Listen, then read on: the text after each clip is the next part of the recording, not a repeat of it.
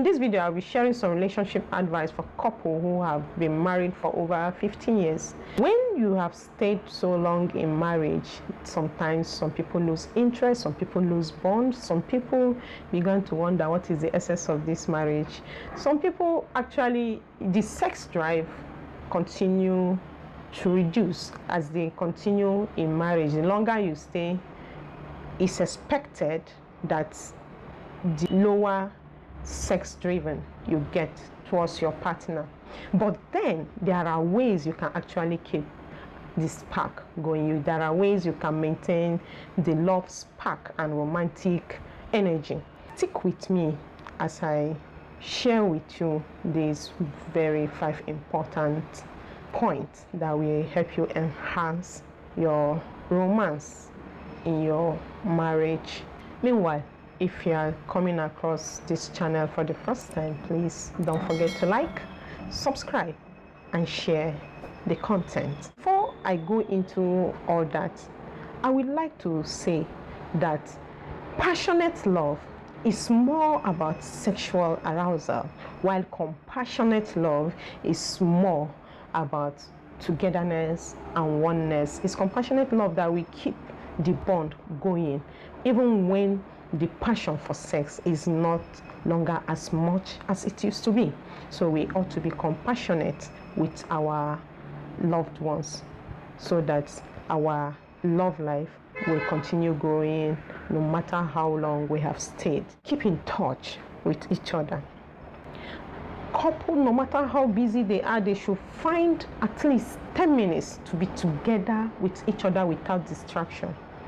It doesn't necessarily have to be making out or discussing business. When you are discussing family business, is different from when you are just together with each other and just relaxing. You need at least 10 minutes out of your daily schedule to be together with your partner. Yes, that is the only way you can know how this person fared when he was at work, when she was at work. You know, when you are together, anything can pop up, and before you know it, conversation, a healthy one, has started. That is how you share bond and discuss each other's problem, and before you know it, your heart, if you came back with a heavy heart, you will see it isn't up by that little discussion. So maintain keeping in touch with one another no matter how busy you have been throughout the day. Get to know your partner deeper. It might surprise you that some couples don't even know themselves. Let it not be a surprise, because most people assume things for their partners without necessarily knowing who their partners are. Example, a partner might be pissed off by some certain behavior from his own spouse, but the spouse doesn't even know or have idea about that. Why? Because some partners don't have listening abilities. Yes, that kind of thing used to happen to me earlier before now, because I had made my assumption of who my spouse already is. So whenever he wants to tell me something about a particular matter, I will already be on the edge, on defense, even before he starts and land. So all that attitude can make a partner to always withhold whatever they have to tell you.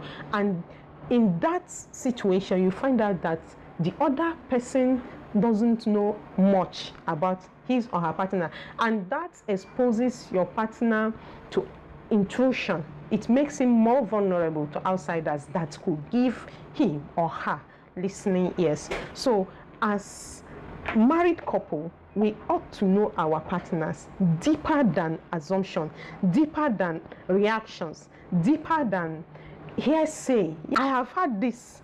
My husband is this, his sisters are scared of doing this. There are some things they used to be scared of doing, and I used to wonder, when I got married to him, I will easily wash plate and serve him his food. But they had already told me that, it is not easy to serve this man food though, because sometimes when you serve him food, it will look as if you served him poison. But when I started with him, I noticed that he didn't have issues with the way I was serving him food. And I asked them one day, why were you people making such complaint and even avoiding? They used to avoid serving him food. And I told them that you people are probably not washing that plate well, or you don't rinse it in just before serving his food. No matter how clean a plate is, this man wants it to be rinsed just before you serve his food. So just try to understand your spouse and the angle where they are coming from.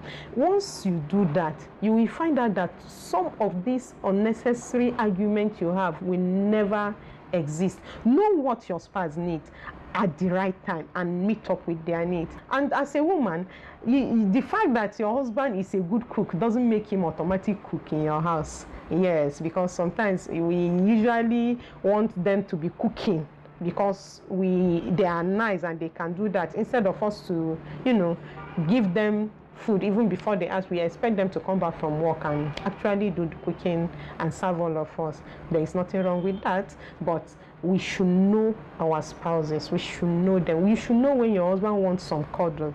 You should know when your wife needs cuddling. We all need a shoulder to lean on from time to time. So if you understand each other on a deeper level, if you can't fathom it, ask questions.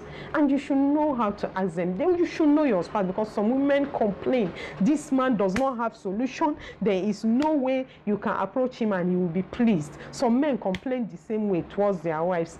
It is all a problem of not understanding each other in a deeper level. We need to know ourselves, not peripherally like we were dating.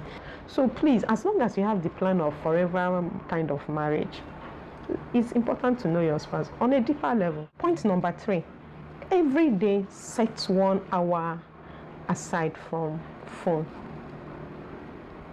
It is usually difficult these days to do that. What happened to our parents before the advent of phone? Phone just started existing a few decades ago. But the existence of phone is actually becoming a problem to some marriages. It has succeeded in interfering into some people's relationship, because some of us are addicted to social media. At least once a day, an hour set aside for your partner. Talk with your partner, a heart-to-heart discussion, and you will find out that you don't struggle to bond with each other. It comes natural. Some people are growing so apart while they are living together because of social media. So it is a healthy thing that you find a routine. Sometimes when we say set aside this time, is not necessarily for sex. No problem if it leads to that, but just a healthy conversation of 1 hour, or healthy cuddling for 1 hour. Just stay together, watch an interesting documentary, ask each other questions. You will find out that you are enjoying some very peaceful atmosphere and a relief from the world. The world is so chaotic now, and you shouldn't be in a home with your partner as if you were strangers.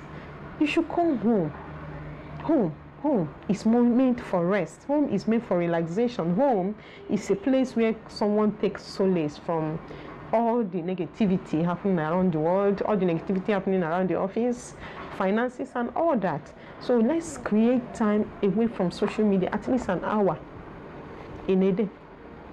It's very, very necessary. It could be before bedtime. It could be during breakfast if you have time together. Just find a way of doing it. Point number 4, revive the activity that helped you fall in love in the first place. When we started our marriage, like before the kids started coming, we usually stroll in the evening. Not necessarily every day, but from time to time we stroll, because the time where we lived, we didn't have a lot of recreational places to visit. But what we do together is that every evening, especially from 6:30, we stroll down to some places, take fresh air. What we call it was, let's go and take fresh air. We'll take fresh air and come back. So as soon as I gave birth to my first child, I started missing those moments, and my husband he stuck to the routine. He will tell me, I want to take fresh air. In fact, when my baby started growing a bit, I said, we should be going together. I said, no, the baby is not supposed to be exposed to the mosquito and all that. I will get angry. And that place, the atmosphere was a kind of very dry, especially during Harmattan. It is usually dry, that it's very unfriendly for little children. So you will tell me that you are just going to expose the child to unnecessary harshness. So please just manage. When the baby grows, we will go back to our routine. But most times it's actually not easy to go back, because after that child, in fact before that child we grow, another one is on the way, and we will find out that you are actually deviating from those routines. So what happens is that you can actually create another way of maintaining such routine. Now you have children, you can go out with your children in a car to eatery, hang out together, do things together. Then as you grow older, 15 years to 20 something year old couple, their children are expected to have grown, and they are now back to living together again, have their time. The children can take care of themselves. You can actually consider going back to your evening strolls and all that. Yes, as time goes evolve, you will find things that interest you, activities that will make your bond to increase. Number 5, make out, but don't let it go any further. There is this kind of gestures you do with your spouse that look as if you are making advances, sexual advances, but not necessarily. Kisses and peck are facial intercourse. That is what they are called. And those kind of things are things that add spice to your romantic life. From time to time, there is nothing wrong with you pecking your spouse. Nothing wrong with you hugging him, giving him a very light romance or cuddle without necessarily ending up in bed. But then sometimes this your spouse might misunderstand you if they are all out ready because you initiated it. And naturally, when you initiate a play like that, the expectation is that it is eventually going to lead to sex. If your spouse is misunderstanding, just tell your spouse, no, I'm not intending to do this now. Just a little cuddle later in the evening, or later after some hours, we can actually go down like this. I'm a little bit busy, just missed you a bit.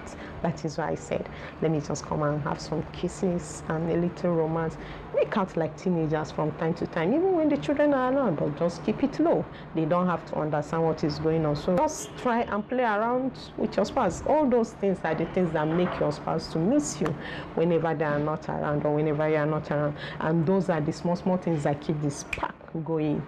And before you know it, you spend as long as you can maintaining the same kind of level of spark, love, and interest with each other. Someone told me that I don't know why I should be having sex or making out with my husband at this my age.